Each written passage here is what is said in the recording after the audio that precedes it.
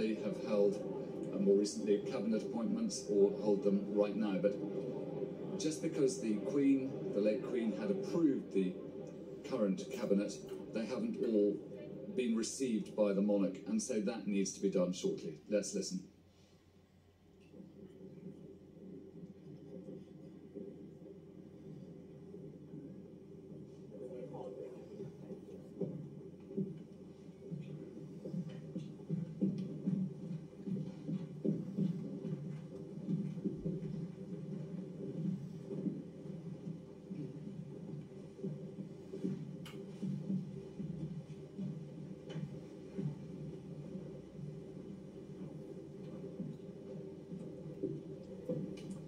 It's 10 o'clock, you're watching Sky News live from St James's Palace in central London, where the historic meeting of the Accession Council is just about to begin.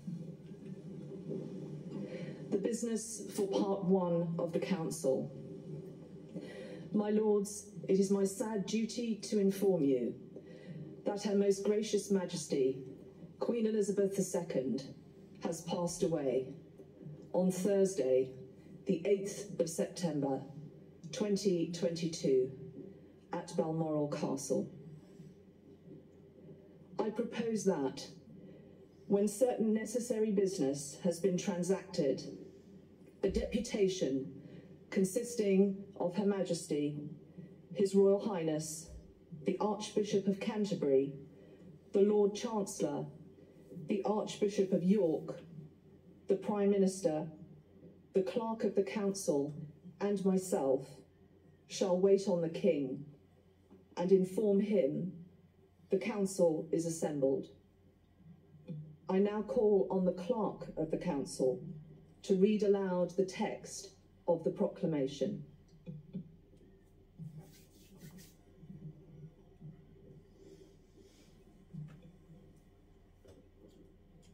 Whereas it has pleased Almighty God to call to His mercy our late Sovereign Lady, Queen Elizabeth II, of blessed and glorious memory, by whose decease the crown of the United Kingdom of Great Britain and Northern Ireland is solely and rightfully come to the Prince Charles Philip Arthur George.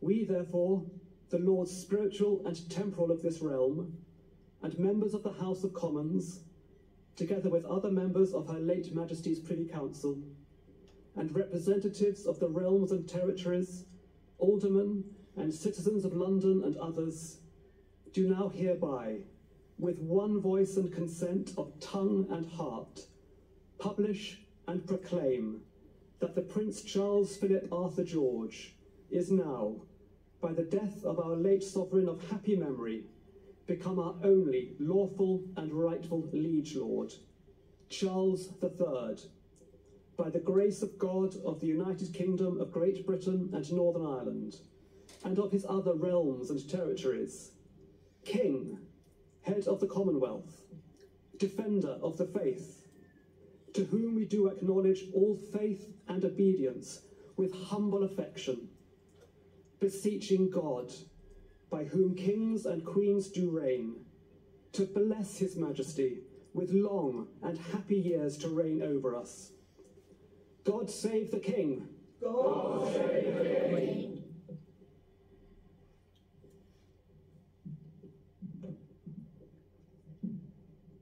I now invite those on the platform to sign the proclamation.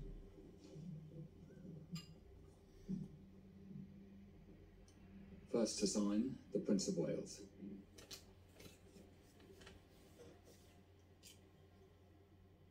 I, Ob.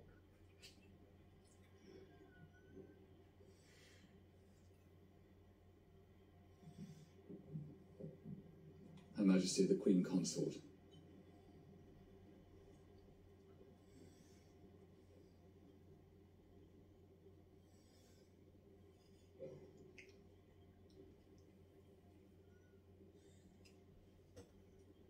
Signing, Camilla R. Regina, Queen.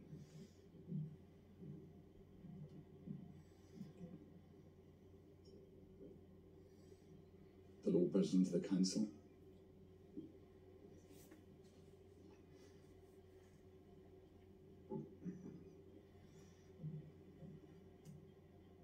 First Lord of the Treasury and Prime Minister of the United Kingdom. One of the great officers of state, holding an appointment that goes back into the history of time, the Archbishop of Canterbury.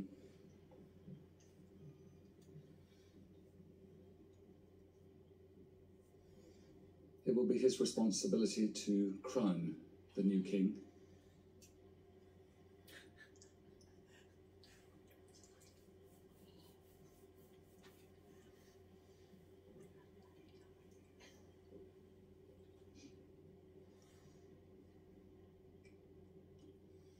His signature, Justin Cantua, cross.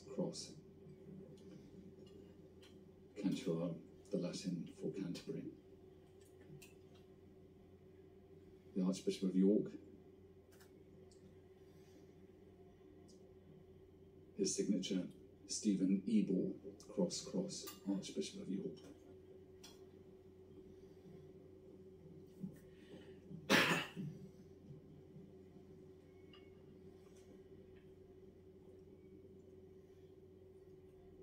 Lord Privy Seal,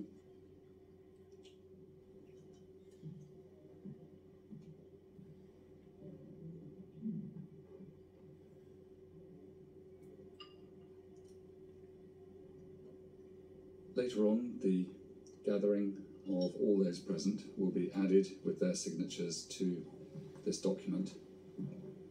All of them invited to sign as they witnessed the announcement of the death of Queen Elizabeth II. And they are formally acknowledging that this be read out to the kingdom to confirm the new king. Finally, the Earl Marshal of England, Duke of Norfolk, who is responsible for organising not only the state funeral of Her Majesty Queen Elizabeth II, but will be organising the coronation of His Majesty the King. Drafts of 8 orders of council. 1. Ordering the proclamation to be printed and published in specialist supplements in the London, Edinburgh and Belfast Gazettes. 2. Directing the Lord Chancellor to affix the Great Seal to the proclamation proclaiming His Majesty King Charles III. 3. Directing the kings, heralds and pursuivants of arms to attend at the Court of St. James to proclaim His Majesty King Charles III. 4.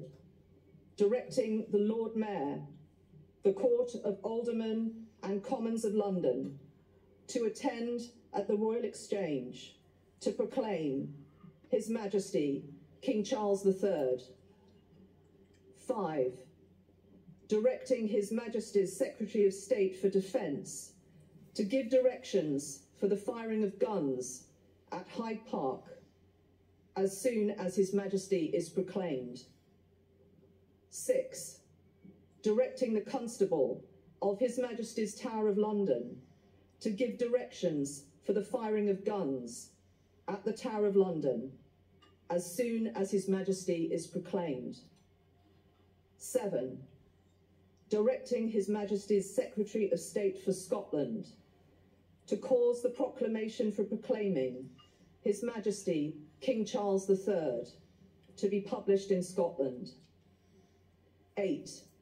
Directing the Clerk of the Council to issue circular letters for causing His Majesty King Charles III to be proclaimed are hereby approved. And that concludes the business for this part of the Council. I now invite the deputation party to accompany me to wait on the King in the Council chamber.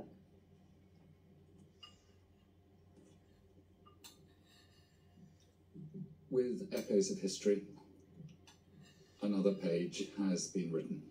The Prince of Wales and the Queen Consort leading through the short distance to the throne room, just through that door.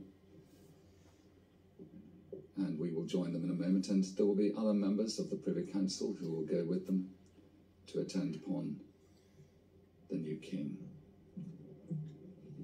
Ladies and gentlemen, and for those still here, further signatures will be given under the instructions that we're hearing being given.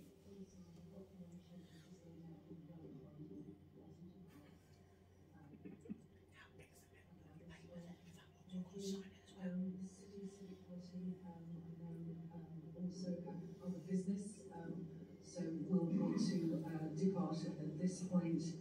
Also invite any non-privy councillors to depart from the doors at the rear via the matted hall, signing the proclamation in the lower corridor as you leave. And lastly, may I invite the witnesses to the oath for upholding the security of the Church of Scotland, if you would like to move down to the throne room.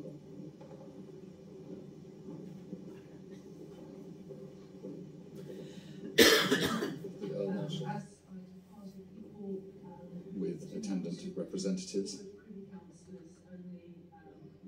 And one might recall quite what it must have been like for an 18-year-old Queen Victoria to walk in to the throne room of St James's on ascending the throne, and for each monarch since her. Each of them dealing with a recognition of a personal tragedy and sadness in a family, and taking on the burden of kingship. The Earl Marshal now to head through to the throne room with the representatives who will be coming with him, former Prime Ministers, who will wait on the arrival of the King. No, but it's when you become some certain politicians and cabinet members. Representing a broad range of parties, religion, service to the United Kingdom through Parliament in different roles. It's not automatic, it's the Queen who says yes, I wish you to be part of it. These are, after all, a representative number of the very large body of the Privy Council today. And for them, they've been selected because each year there is a ballot for representatives from those parts of the Privy Council who have long since been serving in high-profile roles, but always they have cabinet members. We can see many of them amongst the group there, former leaders of different political parties, former Lord Bishop of London, Richard Charteris. There you go, that's how they get all these people from a ballot. The throne room is a little bit smaller than the picture gallery, and both of these rooms are very close to where the proclamation will be made, what has been read out to what they were saying, the Accession Council just now. The Queen invites them to become part of the Privy Council. Once they are all in the throne room, the King, who is likely waiting in the area between Clarence House and St James's Palace, there is a waiting room that the royal family use from all areas, not preparing to come into the throne room. Many events have taken place in that throne room. Obviously, the Accession Councils of all recent monarchs, but also at state visits. State visitors come and receive the ambassadors to the court of St James in front of the canopy, which is embroidered with the King's coat of arms. This is the first time women have attended the Accession Council. It was always an entirely male event, an evolution that perhaps also marks quite how much social change has taken place in the United Kingdom in the reign of the last Queen. The division between those Privy Councillors, the last of whom we're now seeing filtering into the throne room, and the High Commissioners who've now left and who down in the lower galleries, you can see straight through the doors there to the throne, waiting for the new King. The thing about Privy Councils is that they always exercise their business standing up, which was deemed to be a sensible way of making sure that the councils themselves didn't last too long. And they are by nature functionary. And business can therefore be dealt with quite quickly. It's a very richly decorated part of the palace with red damask walls, all these amazing What's things the next bit now? in the past. And the king This will is probably through the come crowning? in through the door on the left there. And out the window, gardens of Clarence House. And you can see the plant badges of the United Kingdom on different parts